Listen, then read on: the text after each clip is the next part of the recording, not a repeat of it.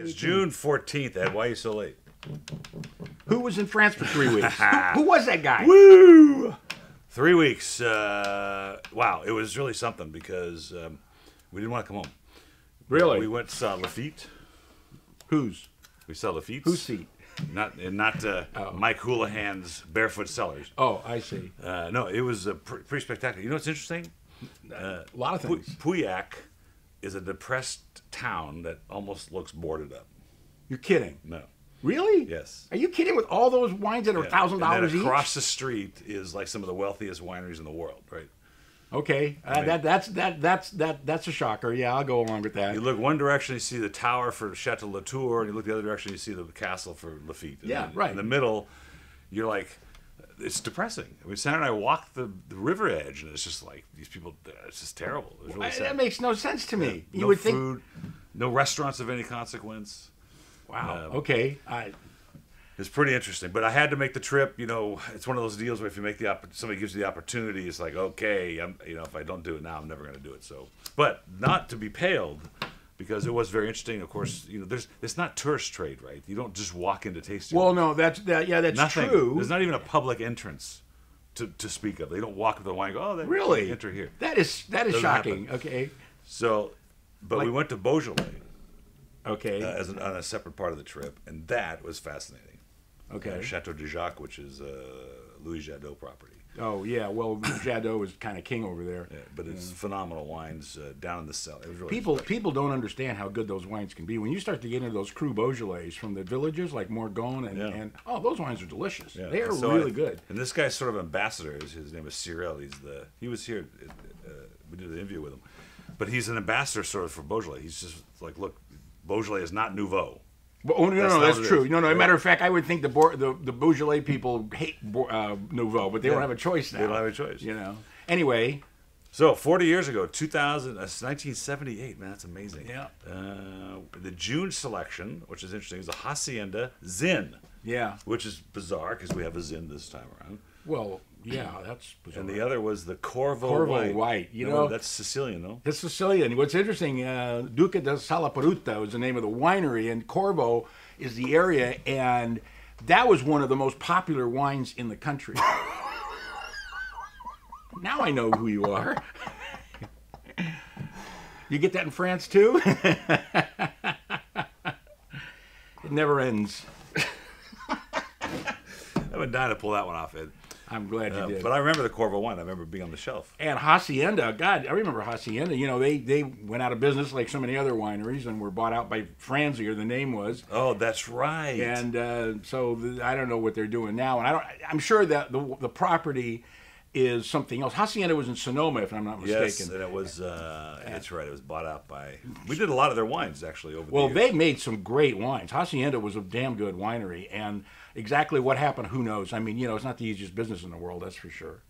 And those are our two wines from 40 years ago. Cheers, we're looking forward to seeing on the flip side. Well, I just screwed up, and so we reviewed the limited series white wine in the Vintners series. So if you want to hear about the Acinum, Garganega, or the Soave, go to the Vintners series video. And you're going to hear from us on the Soarda Vespaiolo, which is in the Vintners series. You're going to hear about it today. See how easy that is? Sure, yeah, I'm following that. Right? I'm following that, yeah. Okay. But it's great to have Ed in studio again. As far as you know. As far as I know. Now, this isn't much. It's true. Just got back from 3 weeks in Europe. Anybody that wants to go to travel, you must go to Croatia. So here's one of the stories I have. We were in this little town called Hvar, and I looked on Foursquare and some of these food apps, and they recommend the best food in Croatia is at whatever restaurant. So I go, okay, so I booked the appointment. 6 people, 6 couples, 3 couples. And then I look at it later, and it says, 2.5 miles from here. I'm like, 2.5 miles? There's no 2.5 miles on the whole island. It's like, this town is like, you can walk it in 5 minutes, and that's the end of it, and it's gorgeous. So I call the concierge. She says, oh, yeah, you have to take a boat taxi to another island. Oh, that's funny. I'm like, all right, fine, well, let's do it. Well, let me tell you something. This restaurant was in this incredible little harbor, a couple of boats, lights going off, shining off the water.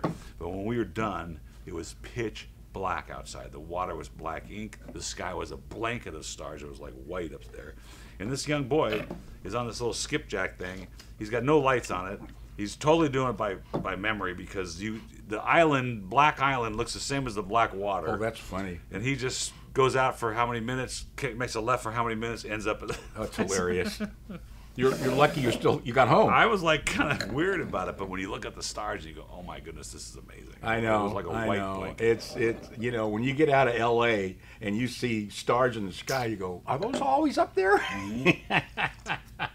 Okay, now I need a moment of silence because I have been waiting months to review this wine. Côte de Béziers. Yeah, it's Béziers is great. It's in the Languedoc. This is Vino Erotico. It is an emotional wine. It is. You know it says right here, Vino Erotico is an emotional wine. I read that and I just about threw up. I want to hate this wine. I really want. It's the stupidest thing I have ever read in my entire life. If you keep reading, it gets dumber. Okay, so I'm going, who are these people? What are they trying to pull? So I pull the cork and I taste it. I'm like, damn, this is really pretty good. Emotional, huh, Ed? This is really good. I mean, and it's Syrah based, and you know how much I love Syrah, almost as much as I love Chardonnay. Wine is out of this world. But it's Syrah Cab Merlot, and this is from our friend Mark Newman, who's been around this business forever, and now is in the wholesale side. He used to call on your dad. Yeah, which is amazing, and despite his inability to deliver stuff when we ask him to, his wines are pretty good. Picky. Jeez, his wines are pretty good.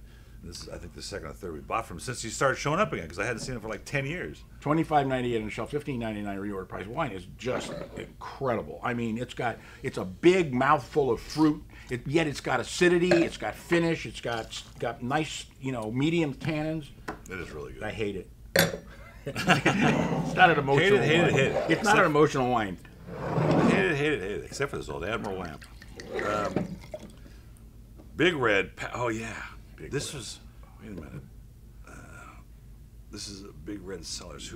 Paso Robles. Yeah, that's. Yeah, but this has a story. Well, yeah, it's a Franzi again.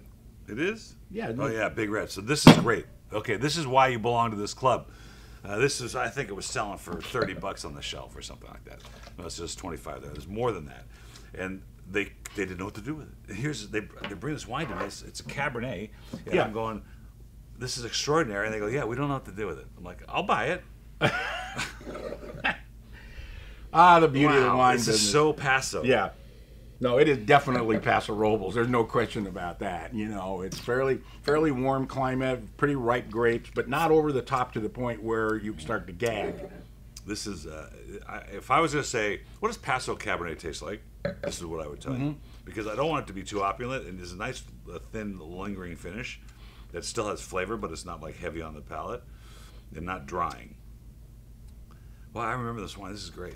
This is a fun one. Because I hadn't done business with these people for a long time, and she's been working at it, and I finally found something I thought was really good. $24.99 on the shelf, $11.99 reorder price, and it's a 97. It's really a wonderful wine. All Cabernet, all Paso. All the time. But I think that's fascinating, right? Because it's not, it's not Napa.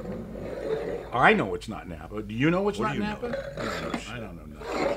All right, so here's the wine that actually would be the Vintners series white. It's the Soarda Vespaiolo. It's got a little CO2 in it, so it'll blow off after you swirl it in your glass. But another one of these indigenous Italian whites. You can see little bubbles in there. When they float the tank with CO2 before they bottle, sometimes it gets into the wine. Well, that also helps to preserve it instead of using sulfites. Right. I think the character's wonderful. It's delicious, absolutely delicious. What's a grape in this thing? I forgot. That's what I was trying to figure out. I guess it's Vespaiolo. Yeah, Vespaiolo. This is Breganze. This is This comes from northern Italy in Breganze. This is a really fabulous area. It's the only area in Italy where the D.O.C. has to have Cabernet in it, the red wine. It's got to have Cabernet, yeah, which is kind of surprising because, Cabernet is a French grape, and a lot of Italians go, that's the French, we don't like them too much, But Anyway, this wine is fun. absolutely delicious. I thought it was a red wine based on the bottle style. Yeah, it still looks like a red color. wine. But it's brought in by Yountville Importers, and it's a 2015. I'm fascinated by Italian white varietals, and this is another one. And the wine that's supposed to be in this position that you're going to review in the Vintner series is another one. You know, how many Italian whites have we done this month? don't know. Maybe They keep- 4. And they're all different, and they're all delicious. This is like $20 on the shelf, and what's the reorder price? It's $23.98, and No, it's no, no. $15.99. No, that's the other one. What's the other one? It's This is 22 and $15.99. $15.99. Already the CO2 is blown off of this. You just swirled around and let the But CO2. CO2 doesn't bother me. It's got that little, we call it petulance. It's a little petulant, you know, like a small child is petulant. Like when he pulls out his toys and he gets petulant. Anyway. I have toys all over my house now for my 7-month-old grandson. 7. That's where your wife is now babysitting, right? Yep.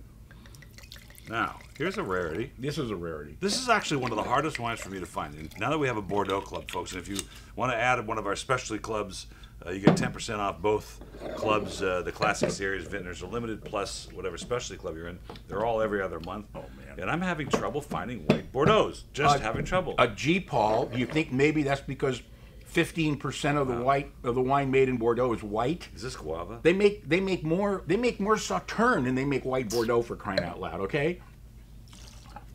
Is this just like... Oh, Jesus, is it ever? Man, it's guava and it's kiwi. Yeah. Oh, my God. That's from the Semillon. Yeah. Which These is kinda fun, wines, too. I tell you, you know, you almost can't go wrong.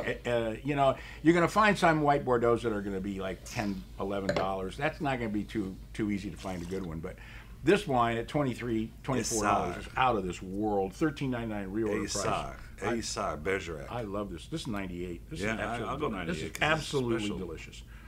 There's something about the soil. These guys grow Sauvignon Blanc and Semillon like no place in the world. I mean, it's just It's the Semillon component gives it the guava. Yep. But you're not getting too much tropical, which is kind of... Oh, yeah, now you do. You get a little tropical. Give Yeah, it some I time. get it now. And do these wines age? Oh my God! You have an old one. It's like you cannot believe they completely transform into something else. I have to tell you, this collection of old wines, which we have to start uncorking again, has attracted so much attention from winemakers when they come in here and they start looking and go, hey, yeah. And some go, I made this in my first job. Yeah, right. No, Right? I know.